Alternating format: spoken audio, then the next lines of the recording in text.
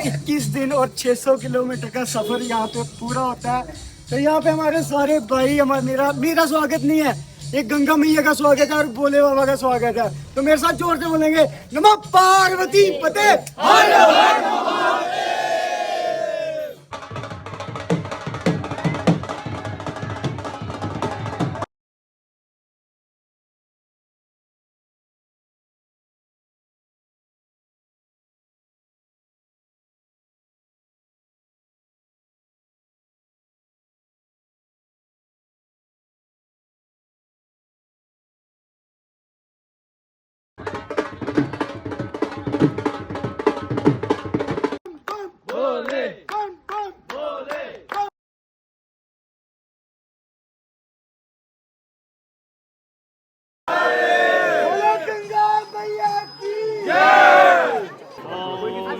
भगवते रुद्राय ओम